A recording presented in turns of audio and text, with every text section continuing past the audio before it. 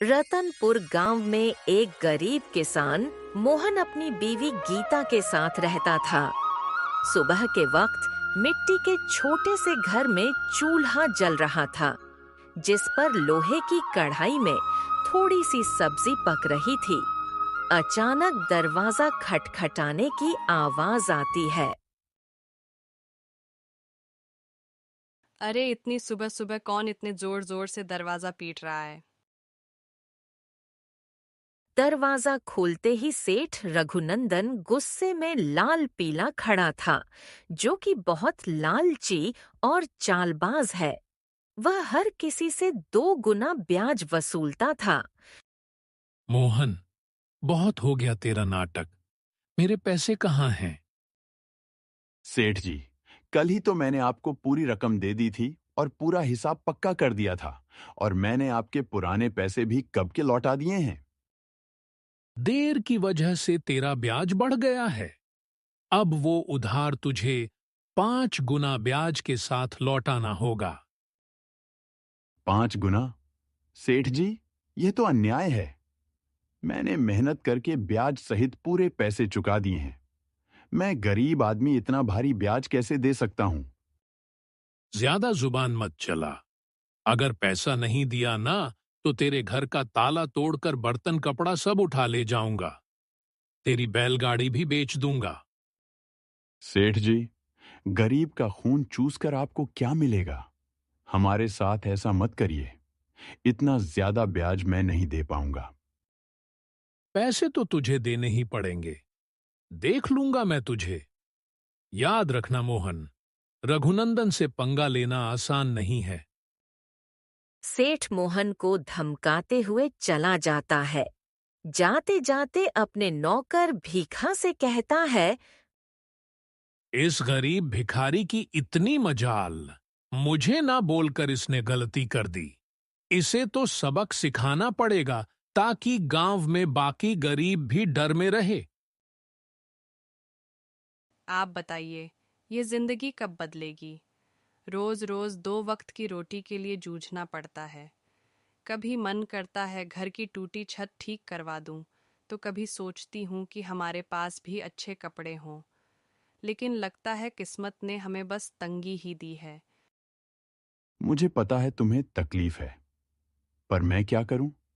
खेत छोटे हैं, बारिश वक्त पर नहीं होती, ऊपर से कर्ज का बोझ भी सर पर है। मैं दिन रात मेहनत करूं, तब हमारे हिस्से में यही नमक रोटी आती है।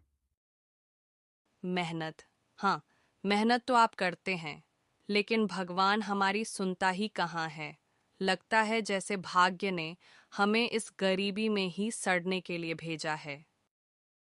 गीता ने आह भरी, पर चुपचाप सब्जी पकाने लगी। कमरे में सन्नाटा था। मोहन ने मन ही मन ठान लिया। आज खेत में चाहे जान निकल जाए, पर घर लौटकर कुछ ऐसा लाऊंगा जिससे गीता के चेहरे पर मुस्कान आ जाए। मोहन को नहीं पता था कि आज का दिन उसकी जिंदगी की सबसे बड़ी कहानी की शुरुआत करने वाला है। सुबह के वक्त मोहन खेत जाने के लिए घर से निकल रहा है। सुबह की हल्की हल्की धूप खेतों पर पड़ रही थी।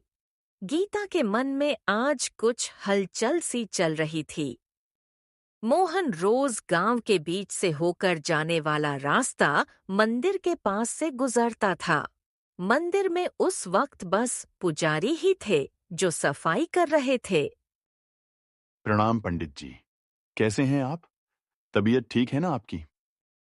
हाँ बेटा, सब अच्छा है। भगवान का आशीर्वाद तुझ पर हमेशा बना रहे। पंडित से बात करके मोहन अपने खेत की तरफ निकल जाता है।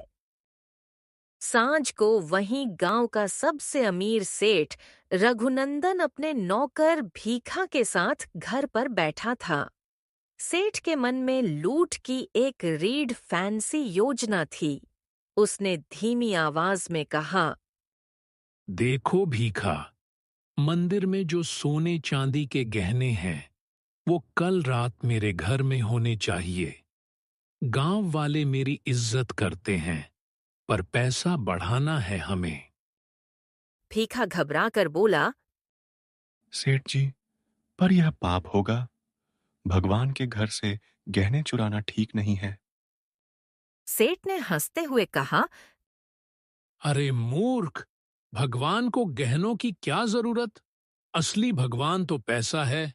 चोरी कर लेंगे और इल्जाम किसी और पर लगा देंगे, उस गरीब मोहन पर। वो रोज मंदिर के पास से ही जाता है। लोग पहले से ही उसे तिरछी नजरों से देखते हैं। सुबह हंगामा कर देंगे, सब मानेंगे कि वही चोर है। भीखा डरते डरते सिर हिलाने लगा। रात पड़ी, गांव सोया हुआ था। बस कुत्तों की कभी कभार भौंक सुनाई दे रही थी। अंधेरे में सेठ और भीखा चुपके से मंदिर में घुस गए। भीख ने गहने उठाकर अपने मालिक के गोदाम में छुपा दिए। पास से एक काली बिल्ली म्याऊं करती हुई निकलती दिखी, मानो इस पाप की गवाह। अगली सुबह गांव के बीचों बीच मंदिर के सामने एक भीड़ इकट्ठी हो गई थी। हर कोई जोर जोर से बातें कर रहा था। माहौल में घबराहट और गुस्से की गूंज थी। अरे यह क्या हो गया? मंदिर के सारे सोने के गहने रातों रात गायब हो गए। इतना बड़ा अपशकुन! इसी बीच मोहन रोज की तरह खेत की तरफ जाने के लिए उसी रास्ते से गुजर रहा था। भीड़ देखकर वो रुक गया और पास आ गया।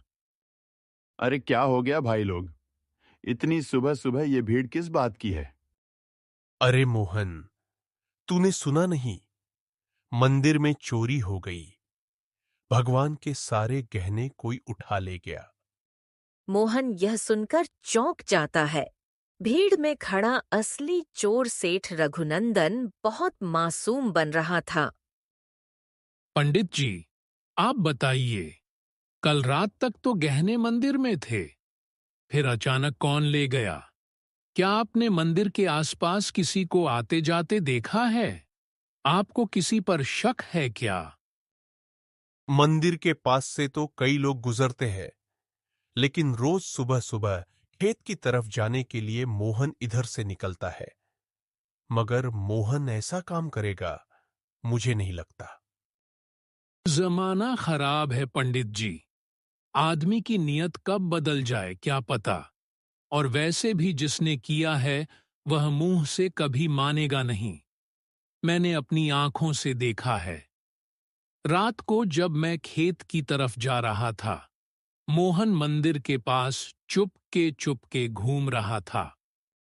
ये क्या कह रहे हो आप लोग? मैंने कोई चोरी नहीं की है। इतना बड़ा पाप मुझ पर मत डालो। हाँ, यह गरीब आदमी है, पैसों की तंगी में है। यह कर भी सकता है यह काम। भगवान से डरिए आप लोग। हमने कुछ नहीं किया।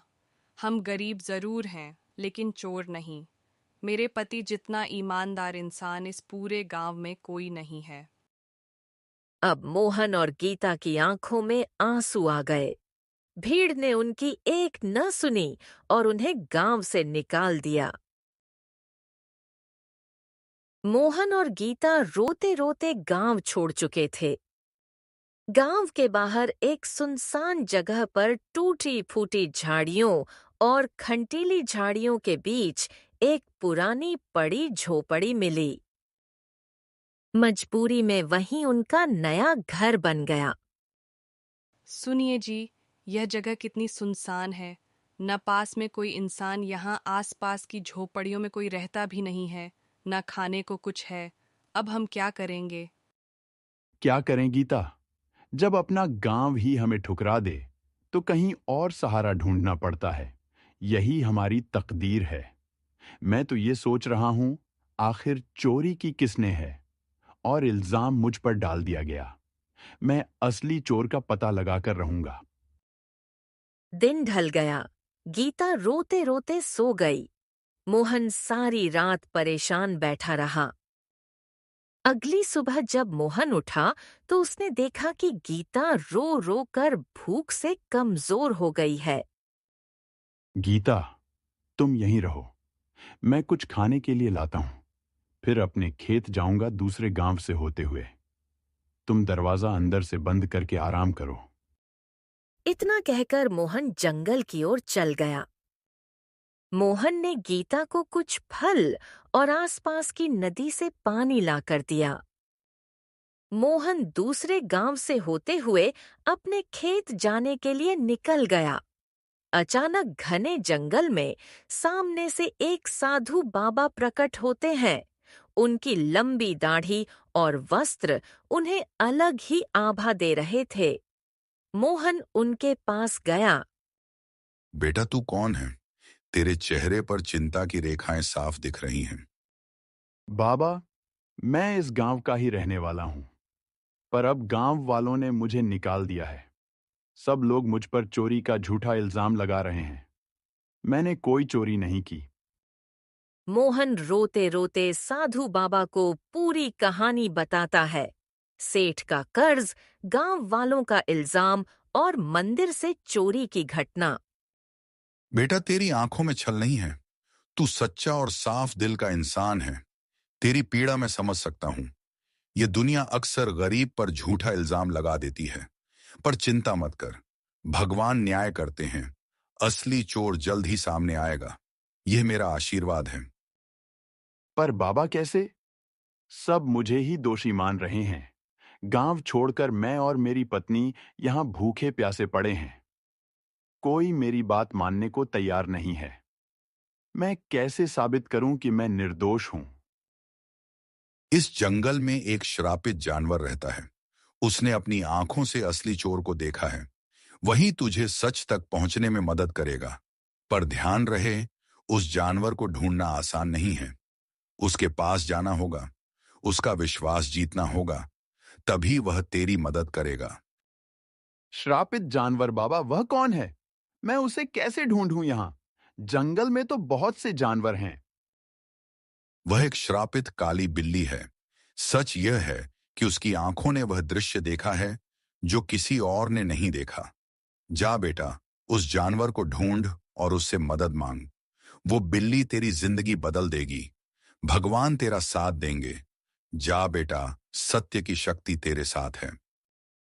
साधु बाबा मोहन को आशीर्वाद देकर अचानक गायब हो गए। मोहन समझ गया था कि यह भगवान की लीला है। मोहन तुरंत ही बाबा के बताए अनुसार उस बिल्ली को ढूंढने के लिए निकल गया। जंगल का सन्नाटा, पत्तों की सरसराहट, मोहन थका हारा, भूखा प्यासा, उम्मीद के सहारे इधर उधर भटक रहा था। उसने पूरा जंगल छान मारा, पर उसे वो काली बिल्ली कहीं नहीं मिली। दिन ढलने को आया। मोहन अब निराश होकर अपनी झोपड़ी की तरफ जा रहा था। अचानक तभी उसकी नजर एक काली बिल्ली पर पड़ी। बिल्ली की चमकती आंखें दो अंगारों जैसी दिखाई दे रही थीं। ओ बिल्ली रानी, क्या तुम वही हो जिसके बारे में साधु बाबा ने कहा था? क्या तुमने उस रात देखा था? असली चोर कौन है? मां बिल्ली, क्या तुम मेरी मदद करोगी? मुझ पर झूठा इल्जाम लगाकर गांव से निकाल दिया गया है। क्या तुम सच जानती हो? मुझे बता दो, असली चोर कौन है? बिल्ली उसकी आंखों में देखती है।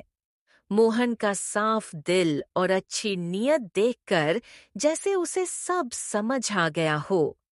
अचानक बिल्ली की आंखों से एक अजीब सी चमक निकलती है और वह इंसानी आवाज में बोल उठती है। मोहन, तुम्हारे साथ बहुत बड़ा अन्याय हुआ है। मंदिर के गहने तुमने नहीं चुराए। असली चोर तुम्हारे गांव का सेठ रघुनंदन और उसका नौकर भीखा है। दोनों ने मिलकर मंदिर से गहने चुराए और चोरी का इल्जाम तुम्हारे सिर पर चढ़ा दिया ताकि कोई शक न करे। सेठ रघुनंदन जानता था कि तुम गरीब हो, तुम्हारे पास कोई सबूत नहीं होगा, इसलिए उसने चालाकी से तुम्हें बलि का बकरा बना दिया।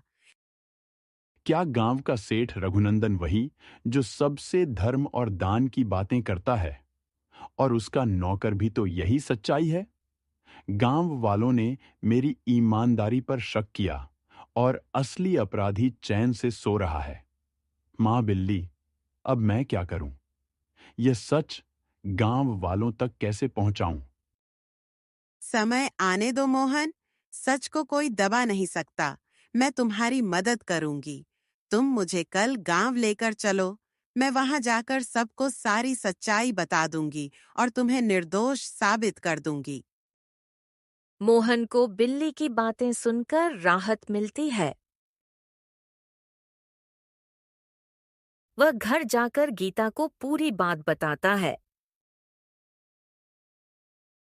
अगली सुबह मोहन और गीता बिल्ली को लेकर गांव जाते हैं। गांव वालों, आप सबने मुझे चोर बोलकर गांव से निकाल दिया था, पर असली चोर अभी भी गांव में ही बैठा है। आज मेरे पास एक गवाह है जो मुझे निर्दोष साबित करेगा। गांव वालों सुनो, असली चोर मोहन नहीं है। मैंने अपनी आंखों से देखा है। मंदिर के गहने सेठ रघुनंदन और उसके नौकर भीखा ने मिलकर चुराए हैं। अगर तुम्हें यकीन नहीं होता तो सेठ रघुनंदन के घर जाकर देखो। मंदिर के गहने वहीं मिलेंगे। अरे ये बिल्ली बोल कैसे रही है? चलो हम जाकर देखते हैं सेठ रघुनंदन के घर गहने हैं या नहीं। वैसे भी सेठ रघुनंदन ही हमें हमेशा धोखा देता रहा है। बिल्ली को बोलता देख सब चौंक जाते हैं और गांव के कुछ लोग सेठ रघुनंदन के घर जाते हैं। उनको गहने सेठ रघुनंदन के घर में मिल जाते हैं। अब पूरे गांव में बातें होने लगी। सेठ रघुनंदन चोर है, सेठ रघुनंदन चोर है, सब बोलने लगे।